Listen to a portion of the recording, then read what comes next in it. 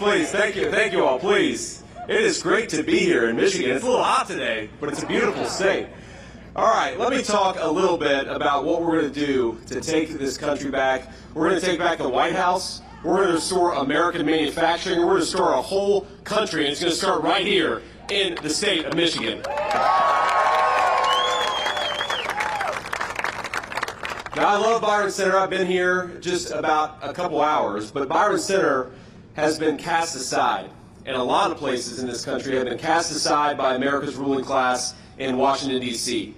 Now, politicians come into places like Michigan, they say nice things, but they crush our industries, they offshore our jobs, and they undercut American wages with illegal labor. You, my friends, have been betrayed. And the people who have been doing the betraying have gotten rich off of this country's decline. And it's time to call them out, and it's time to kick them out of office.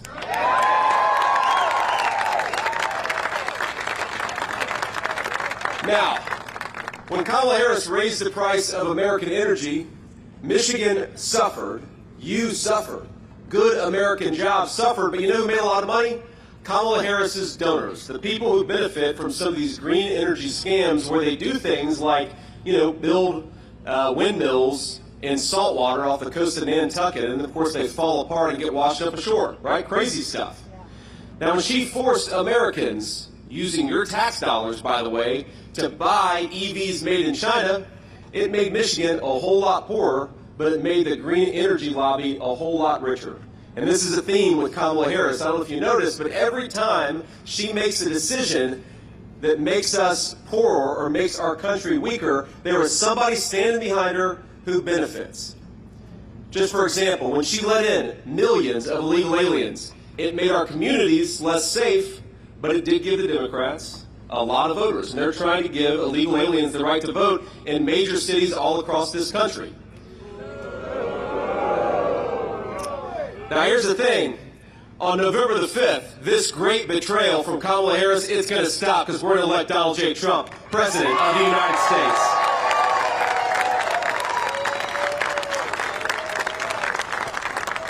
Now, I grew up in a town not all that different from Byron Center, and I watched in my own community as jobs were sent overseas.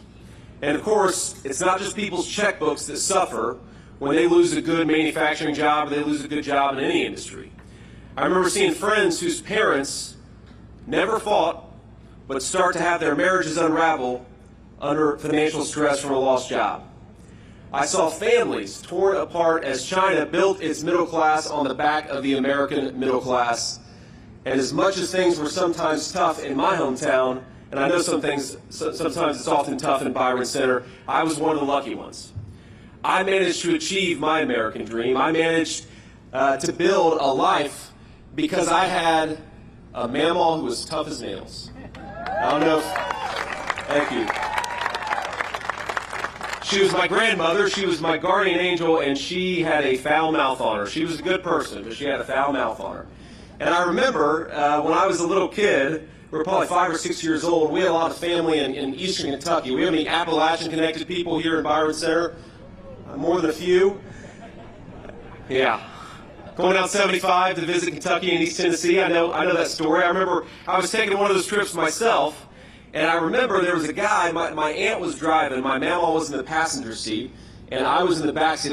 There must have been, somebody got cut off or something, because this guy was driving like crazy, he was cutting us off, he was in a motorcycle actually, he was flipping us off, and you could tell he was just in a bad mood. And my aunt was telling me the story recently. She said, JD, you remember what happened next? And I said, yeah, Aunt, I do. I remember that Mamaw reached underneath her car seat, pulled out a .44 Magnum, and tapped it on the window. And that was the end of the aggressive driving on the highways of eastern Kentucky.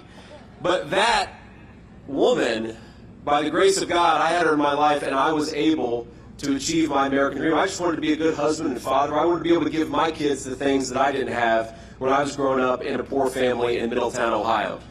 And I was able to do it, yes, because of my mamaw, but also because this is the greatest country in the world. The American dream is still real, and we are here to fight to protect it and to build upon it. Every single day, that's what we're going to do. Now, one of the things that bothers me about our opponent in this race, Kamala Harris, she pretends to stand for normal Americans. She pretends to stand for their jobs, for the education of their children.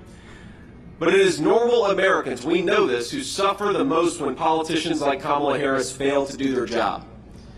You know, I remember my mamaw negotiating with somebody for Meals on Wheels. She was trying to get that person to give her more food so that she could share some more with me. And I think about that story, and I think about that moment in the context of this grocery affordability crisis that's affecting our people. It is people like my grandmother who suffer the most when food and rent become unaffordable for normal people.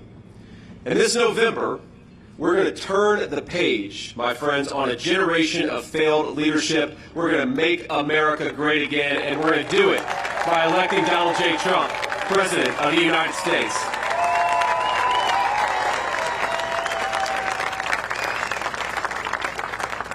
Now, that's the most important thing, of course, is the top of the ticket, because we all know the president controls so much in this country. We're also going to need a lot of help up and down the ballot. So I want to introduce a few people who are great Michiganders, who are great American patriots, and they are fighting every day for you and for this state. I want to start out with Michigan Senate Republican leader Eric Nesbitt. Where's Eric? There's Eric right here. Beautiful family, by the way, 2 beautiful kids. We have a Republican candidate for Michigan's 3rd district. And I understand Paul Hudson's going to win this race, right, Paul? Where's Paul? There's Paul right here. We've got Representative Brian Mast, the great Brian Mast. Number 5, Brian. Thank you, man. We've got Representative John Molinari. Where's John? There's John right there. Did I get your name right, John? Close enough? Close enough. And we have got a great guy running who's going to be the next senator from the great state of Michigan, Mike Rogers. Where's Mike? There he is.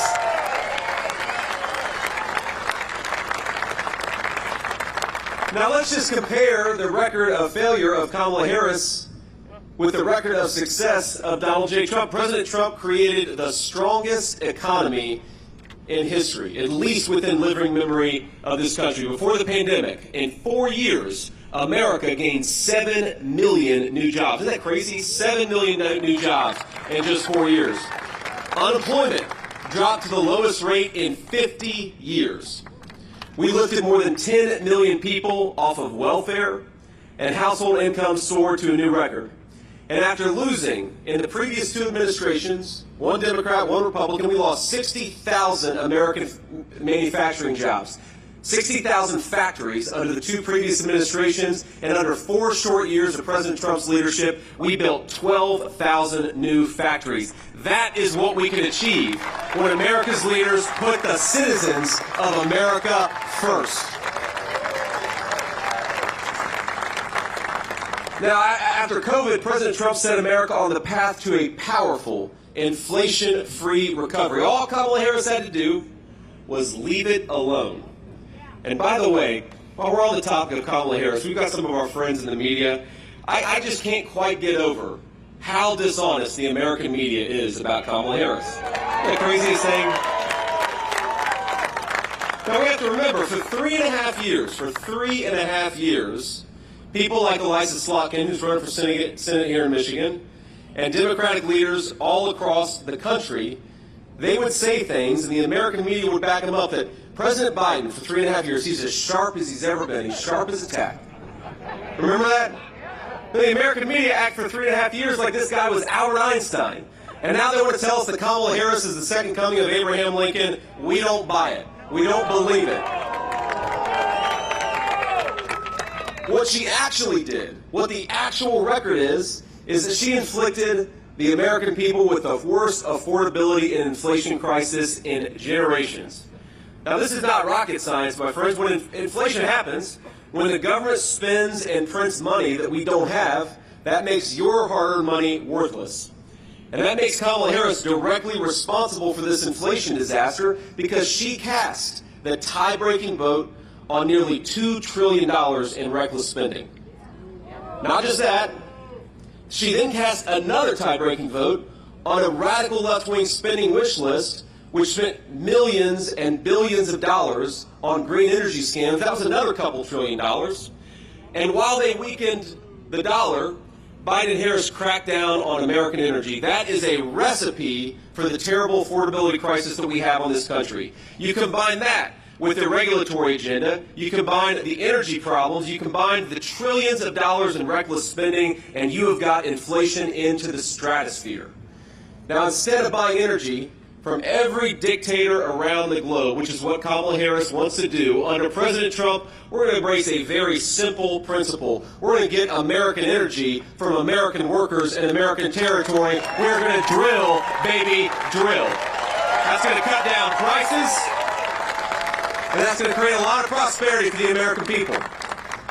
Now, Kamala Harris and her Democrat friends, they didn't just shut down American energy, print trillions of dollars, they also extended, we forget this, the economy-crushing lockdowns, and then they overran the country with tens of millions of illegal aliens. Now you bring in 30 million people and you weaken the dollar, that is how you get the inflation crisis that we have. Now here just in Michigan, and it's similar in Ohio, and it's similar in a lot of states across the Midwest, the average family is spending $1,000 more a month just to buy what they were buying 4 years ago. That's $12,000 a year just to live the same normal middle-class life. And have wages gone up $12,000 under Kamala Harris? No, they haven't. So to ask a very simple question, President Trump asked it just a couple of days ago, are you better off than you were 4 years ago? No. Absolutely not. So let's bring Donald Trump back, right? It's that simple. So,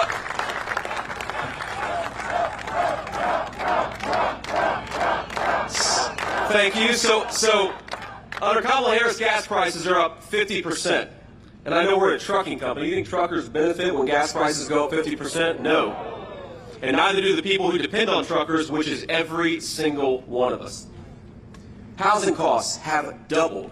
Grocery prices are up 21%. A record number of Americans are working multiple jobs.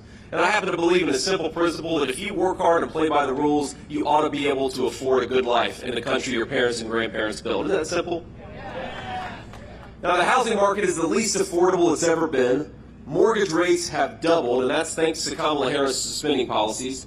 The average new car costs nearly $50,000 a year.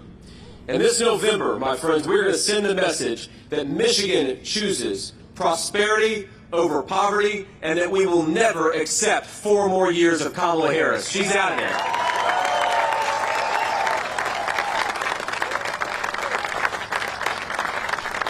But inflation isn't the only scourge that Washington and Kamala Harris have inflicted on American workers. And in fact, let's talk about the news of the day. Just a few days ago, Stellantis announced that it was going to permanently cut nearly 2,500 proud Michigan auto workers who make the iconic Ram 1500. Did you all hear that? Now, Kamala has done nothing. Now, remember when Donald Trump, when American businesses threatened to shut down factories and move them to Mexico and China, remember what Trump did? He picked up the phone and said, if you do that, I'm going to introduce you to a little word called a tariff. And a lot of American workers benefit because he was willing to fight for the interests and for their American jobs. Now, her policies have been decimating the American auto industry for years. You have to remember, this is the woman who voted to preserve NAFTA, to extend NAFTA, the very trade deal that sent American auto jobs to Mexico by the tens of thousands and turned American dreams into nightmares. She supported these EV mandates that taxed you, took your money, and sent it to electric vehicles that are made in China instead of made right here in the state of Michigan, destroying thousands of Michigan auto jobs in the process. And it's not just the car jobs themselves. Y'all know this. It's the carburetors. It's the transmissions. It's the people who are making the components. They are the ones who suffer when Kamala Harris sends your tax dollars to Chinese-made cars. Well, Kamala Harris now is standing here in Michigan asking us for a promotion. I think it's time to say to Kamala Harris, no thank you. You are fired.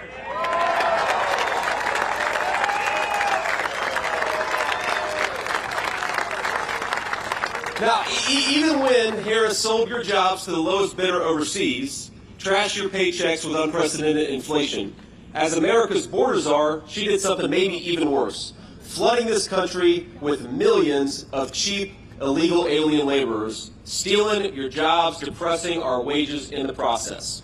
On day one, just remember what they did. They promised they were going to do it, and then they did it. On day one, Biden and Harris suspended deportations. They stopped building the wall. I was at the wall a week ago, and you see it just laying on the ground, ready to be completed, and Kamala Harris won't let them. They reinstated catch and release, meaning that even if Border Patrol catches an illegal alien, oftentimes they get released into our country anyways.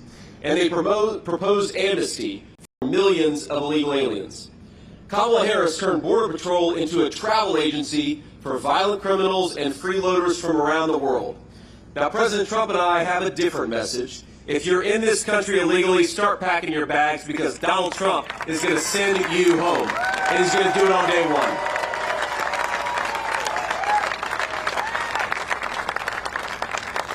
Now, we're in this incredible company, and we're at this incredible company, and I want to introduce just a few people who make this place possible, people who have been building American dreams, some of them for over a half a century. So we've got the great Mary Jane Cordes. Mary Jane, thank you so much for having me. I love you. It's great to have you. Thank you. Now, she's the co-founder of Cordes Inc., and her sons, Steve and Charlie, now run this company. And sadly, after nearly 60 years in business, they're struggling to keep the company afloat under Kamala Harris. So I'm going to ask, if it's not going to embarrass them too much, Steve and Charlie, would you both come up and tell your story a little bit? Let's welcome up Steve and Charlie Cordes, great American business leaders.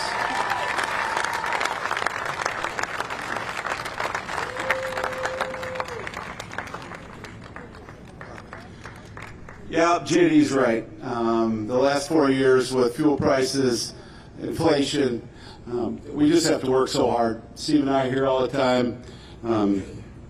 We tried to give raises to our guys, but when inflation goes up 20% since 2021 under this administration in Michigan, it's a little hard to keep up. We're doing the best we can. Our margins are getting thinner. We're going to keep going. We got great employees. There's a bunch of them here, and we're just going to keep rocking it out. But we got to get this guy elected. We got to get Donald Trump elected with JD as his VP. And I agree so much on what JD has to say.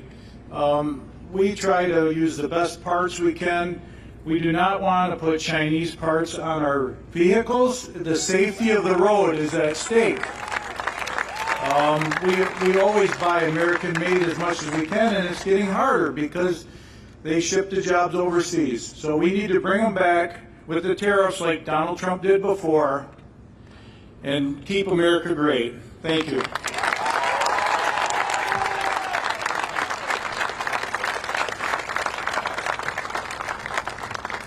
Well, I thank you all so much, and thanks so much for what you're doing. And isn't that crazy to think? You've got great American entrepreneurs who want to buy American, and it's getting harder and harder because Kamala Harris means that there's fewer and fewer things being built in this country. What a disgrace. We can do so much better.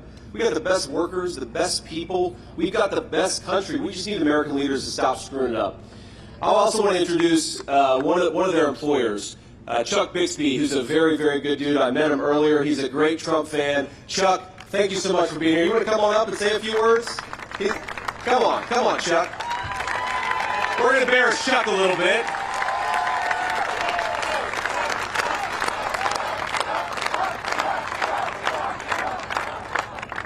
As I all said before, we need him. Not only is Donald Trump going to do the next 4 years, I got dibs on him doing the 4 after. You're welcome. Yep, I see it. We're there. Everybody get people out, get them to vote. The more votes that we can get out, the harder it's going to be for them to cheat. Yeah.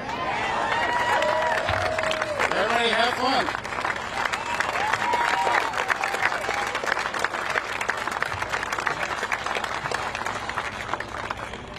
So, Chuck, I'm sorry for embarrassing you. I had to make you come up and say a few words. So let me just tell you a little story. Chuck reminds me of a lot of people that I knew growing up in Middletown, hardworking people who keep this country running. And it reminds me, sometimes Kamala Harris, she talks and the Democrats talk about the old economy versus the new economy. I like to talk about the real economy versus the fake economy. And the real economy is for the people who build things with their hands, who get it to our stores, who transport it from one place to another. Chuck is working in the real economy. Without a lot of American workers like him, this country would be screwed. So thank you, Chuck. Thanks for what you do.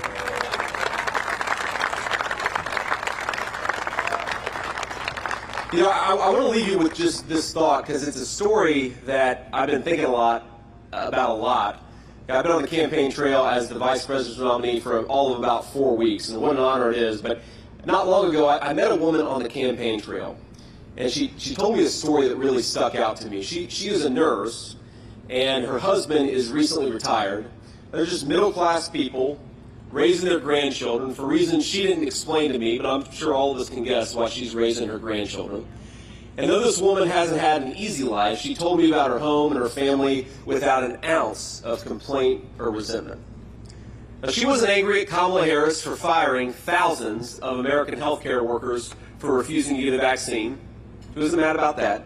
She wasn't angry at her grandchildren for depriving her of an easy retirement, because she's a little on the older side and now she's got to take care of these grandkids. And she wasn't even angry at her daughter for leaving her an unexpected set of kids to care for. She lived her life, she cared for her family, and she did it without a hint of complaint. Now this, my friends, reminds me of my grandmother. This is the American spirit. A woman who does her duty, she does it well, and she doesn't expect a handout for doing it. God bless her.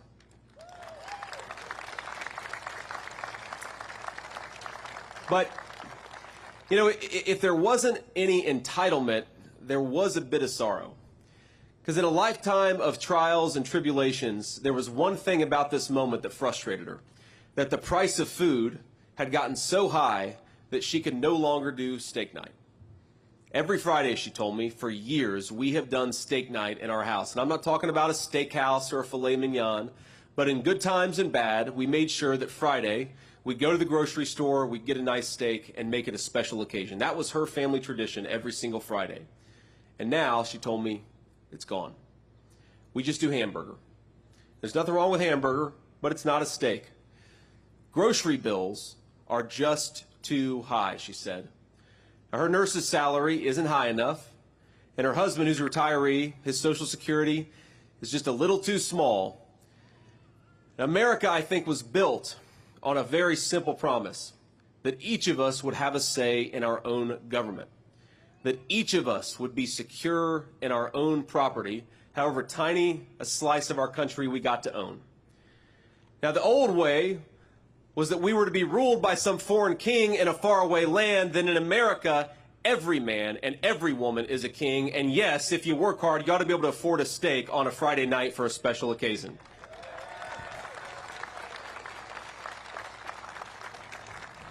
Now, I was listening to Kamala Harris give a rally recently, because she doesn't talk to the media. She just talks behind a teleprompter. We're going to take some questions from the media after this, as a matter of fact. But she said she's going to tackle the affordability crisis affecting American families on day one. Think about that. Kamala, day one was January of 2021. Day one was 4 years ago, Kamala Harris, and because of your policies, too many children can't afford a nice meal, too many children have been killed by fentanyl, too many grandparents are raising kids they didn't plan for, and too many families can't afford a special meal on a Friday night. Now, the media, our friends in the back, they make a lot of noise, make a lot of news about the new tone of Kamala Harris's campaign. Have you seen this? They say, Kamala Harris, you can tell she's excited. But I'll tell you what she's excited about. She's excited that she just got a promotion without earning a single American vote.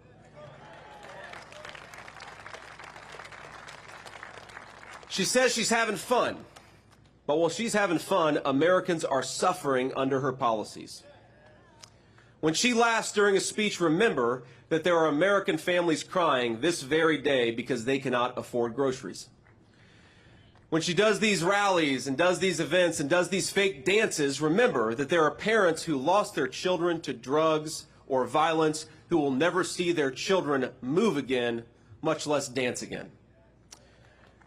When she tells you, and this is her new slogan, "We're not going back," remember that for 3.5 years, that is exactly what we've been doing. We've been going back to a place where Americans aren't kings in their own country, but paupers, begging their government for precious scraps of safety, security, and food. We are going back, Kamala Harris, because of you, and we're going to fire you because we want to take this country forward.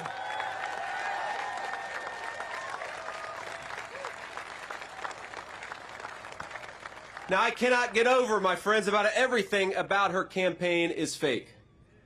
A fake joy that comes from being promoted to a new position instead of using the position you already have to do your job and make the lives of the citizens of this country better.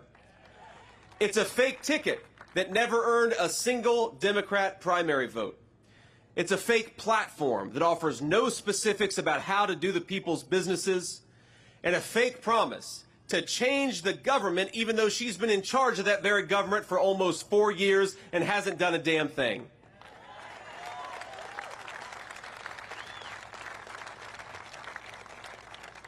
Donald J. Trump's campaign instead offers something very, very different. Not a fake optimism, but a very real hope. A hope and a vision to see that hope become reality in this country once again.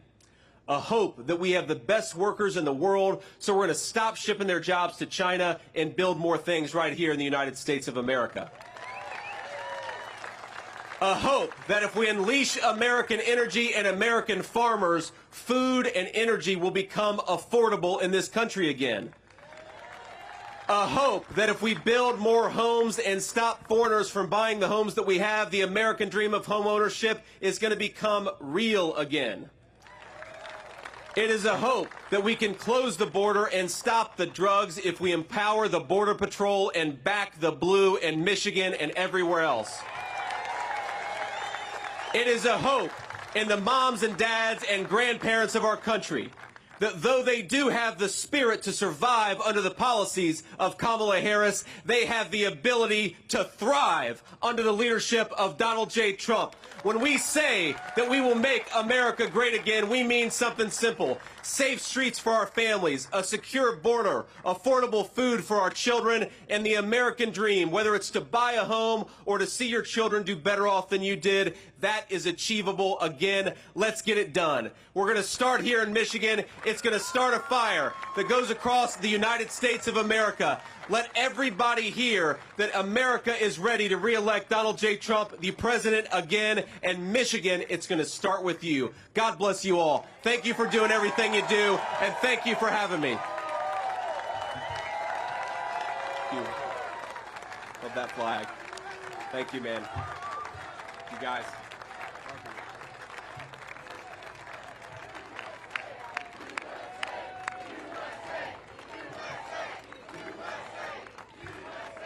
Now, I believe if y'all are willing to stick out the heat a little bit longer, we're going to do some interviews with some real news and some fake news. So I think we have some reporters up here in the front. And what I'd ask is that if you're a local reporter from Michigan, raise your hand first. I'd like to take your questions first, and then I'll go on down the line. So everybody get ready, because we're going to have some fun with the American media. Question in the air, especially if you're from Michigan. Anybody, any local reporters from Michigan? I guess maybe we got them all back here. Okay, they're on camera. Well, you'll catch on camera what I say. So we'll start with the person who's from Michigan but represents the national press.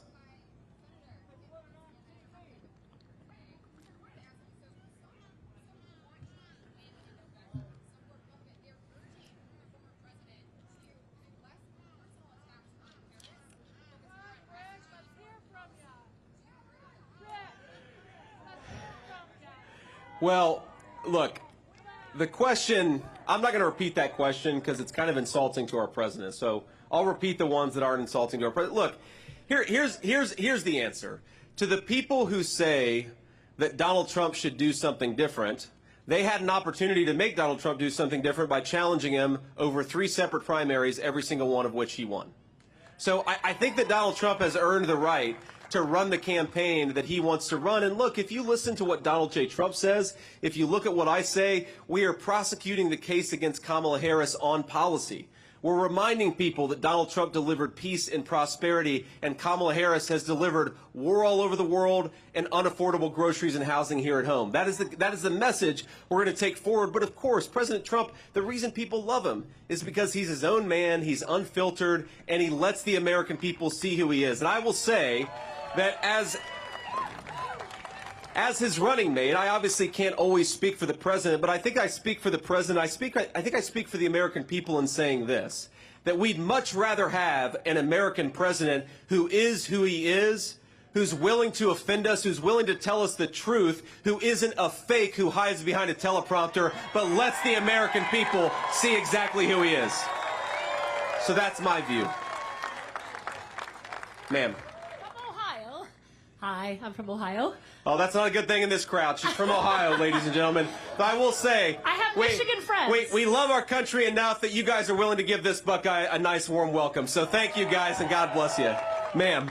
Senator Vance, thanks for taking my question. I'm Janice Heisel with the Epoch Times.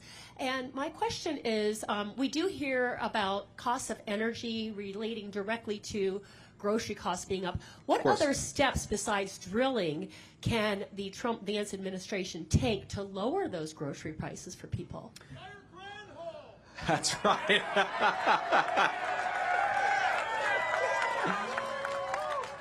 Well, the first is we're going to fire the agriculture secretary, right? She's not doing a very good job.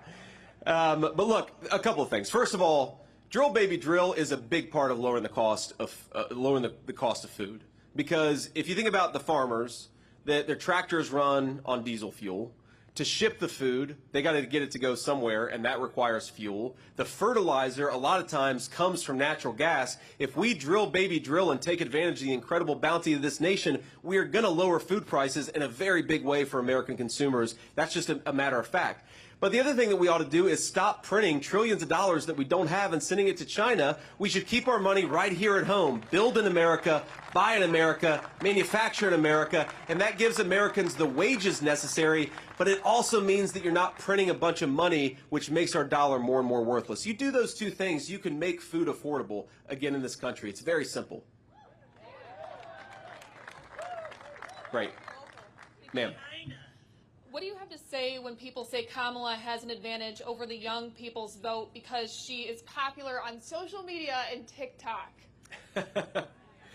Well, look, I'd say the reason that Kamala Harris does a lot of social media, but we do a lot of social media too, but she doesn't have any ability to be unscripted. Why? What is she going to do other than play around on TikTok? She sure as hell isn't giving interviews. She's not standing before the American people answering questions, right? Now, at least from what I've seen, President Trump and I have great presence all across social media. He just did an interview with Elon Musk on X that had hundreds of millions of American listeners. It sounds like a lot of people in the audience. So I think we're doing great on social media. But my message to young people, look, I'm the only millennial, the first millennial in the history of a national ticket. And my message to young people is we want you to be able to build a life in this country. If you work hard and play by the rules, we want you to be able to afford a house. We want to bring mortgage interest rates down so that you can actually get a loan to buy that house. We want you to be able to raise a family if you so choose without having it destroy your checking account. And we have got the policies to make that happen. So I think that Kamala Harris, assuming that she can run this filtered campaign hiding behind a teleprompter, young people are smart. And they know that life has gotten more unaffordable under Kamala Harris. And the final point that I'll make is Donald Trump and I believe that America ought to be tough and America ought to have a strong foreign policy. But when people like Kamala Harris send our sons and daughters, our young people, to fight in stupid wars, it is the young generation that carries the burden of that. We're going to stop sending our young people to faraway lands. We are not the policemen of the world. We need to use our young people here at home as the resources that they are and not send them all over the world. And I think that hopefully is a message that's going to appeal. We're going to carry it forward and we're going to see how the chips fall. But look, I feel very confident. We're going to win young people. We're going to win the whole country. Sir. The New York Times, I wanted to ask you about the latest economic news from this morning with inflation now being under 3%, the lowest rate since mid-2021. What is your sort of reaction to that news? Well, I think the crowd reaction says it all. Look, when they say that inflation is down, they mean from a baseline where groceries are already 30% more expensive than they were when Donald Trump was president. And they're not saying it's coming down, they're just saying it's not going up as fast as it was 3 years ago. That is not a reputation or a record to brag on, that's a record to be ashamed of. Why did it take them so long to get inflation to where it is, and why are prices so high? It's because Kamala Harris failed to do her job. So if they want to go around, and this is, you know, it's funny. Kamala Harris, on the one hand, will say, on day one, we're going to tackle the affordability crisis. And like I said earlier, Kamala Harris has been the vice president for 3.5 years. And I think, ladies and gentlemen, she's in effect been the acting president, because we all know Joe Biden isn't home. So she's been the one controlling government policy for 3.5 years. She says she wants to tackle the affordability crisis on day one. And then on the other hand, she'll say, oh, we've already got inflation under control. Well, which is it, Kamala? Which is it? The simple truth is America's credit card debt is getting higher. Americans are finding the basic necessities of middle-class life less affordable. Americans are becoming, especially young people, are becoming paupers in their own country. If we don't do better, our young generation, they're not going to own anything. They're not going to have anything. They're going to be renters in the country that their parents and grandparents built. Inflation is a disaster. Kamala Harris does not have a leg to stand on. Sir. Thank you, Senator. Josh Albertus with WZZM here in Grand Rapids. You know, in the last few cycles, you know, we've seen a lot of people, based on the results of the election here in Kent County, describe Kent County as a lot more of a battleground than it used to be when it came to the era of Jerry Ford, for example. Contextualize, you know, to what extent you believe the campaign is trying to put resources into Kent County specifically. What kind of narrowed that down? Well, look, we love Kent County, and we think that it's going to be an important part of the election. But we think, look, the entire state of Michigan is important, right? There are areas in Michigan like Detroit where we're not going to do quite as well as we want to, but we're going to put as much resources as possible because we believe there are a lot of voters in Detroit who want to vote for Donald Trump and JD Vance. We just got to get them to the polls, and we're going to work hard for every vote. We believe there are rural parts of Michigan where we're going to win by 85%, but why not make it 90%? So we're going to work hard for every single vote all across the state of Michigan. I wouldn't say any one county is more or less important. The whole state is important because, look, there is no state that perfectly exemplifies what is broken about American policy in Washington. This was one of the wealthiest states in the entire country for pretty much the entirety of the post-World War II era. This is a state that had a proud manufacturing tradition where whether you went to college or graduated from high school or did something in the middle, you could build a middle-class life so long as you worked hard and played by the rules. And then thanks to a generation of failed leadership, Michigan has seen thousands of manufacturing jobs disappear. We have got to do better. And I think the reason you see Michigan, people used to call it a blue wall state. I think Michigan is a red wall state now because people are sick of losing their livelihoods and losing their jobs, and they know Donald J. Trump is going to be good for both. And I'll take two more questions here. Yeah. Senator, yesterday on America Decides, I'm with CBS News, by the way, the UAW president said that Donald Trump and Elon Musk sneered at labor workers when talking about how Elon Musk fired folks looking to organize. The Teamster president, who also spoke at the RNC, called this economic terrorism. What's your reaction to the backlash that Donald Trump's getting from that interview?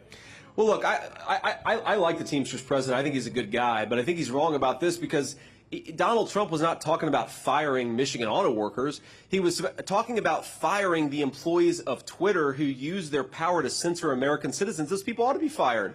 If you censor Americans from exercising their First Amendment rights, you absolutely should be fired. Donald Trump's exactly right. Now, what Donald Trump has also done more than any president in my lifetime, 60,000 factories closed in the 16 years before Trump became president. In just the 4 years that he was president, he reversed that trend and opened 12,000 factories. This is a guy who's fighting for American jobs. And my message to Sean Fain, who's the head of the UAW and stands up next to Kamala Harris and sounds like a communist, is, trust me, I talk to a lot of UAW workers. They want a president who fights for their jobs. They want a president who will shut down this garbage at the border. They want a president who will stop sending American money to buy Chinese-made cars. American money ought to make ought to buy American cars. And UAW workers and non-union workers, we all believe in that message. That's why Donald J. Trump is going to win Michigan, and he's going to win the whole industrial Midwest. And we'll do one more question. Any other Michigan people, Taylor? Yes, sir.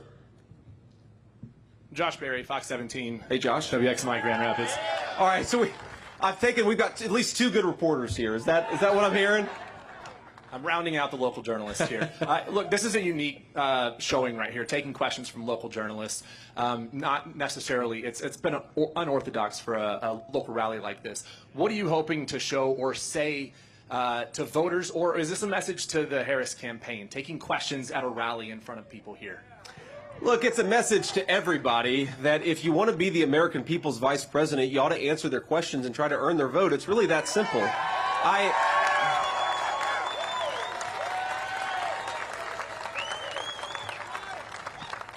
You know, you think about this, and I'm only 40 years old, but I've been in public life long enough to know that sometimes you need to explain certain things, or sometimes new things come up and you've got to answer people's questions. How are you going to address that issue, or how are you going to address this issue? You have got to stand before the American people and answer tough questions if you want to do this job. And it is scandalous that Kamala Harris is running from the media, but more importantly, she's running from the American people. That's a disgrace. I've never seen a presidential campaign in the history of my life where a person is asking to be the president of the United States, but she's afraid of you guys. Now, look, I'd say that some of you, I think, are perfectly fine journalists. Some of you, no offense, are fake news. But whatever your background in journalism, if you can't answer questions from the media, do you think you're going to be able to take on Vladimir Putin or Xi Jinping?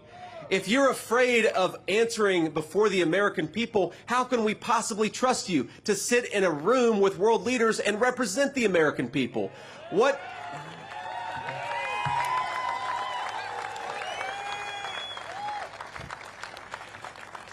And I think what it shows is fundamentally Kamala Harris has no vision. She has no policies. Go to her website. Ask yourself, what is it that Kamala Harris wants to do for this country? And the answer is, she has no idea. None of us have any idea. What Kamala Harris is going to do for the American people is exactly what she's done for the last 3.5 years, which is fail. So we cannot give her a promotion. We've got to say, you are fired. God bless you all. Thank you so much for being here. Michigan, get out and vote. Get your friends and family to vote. Volunteer if you're able. I love you guys. I'll see you soon. We'll be back in Michigan quite a bit. God bless y'all.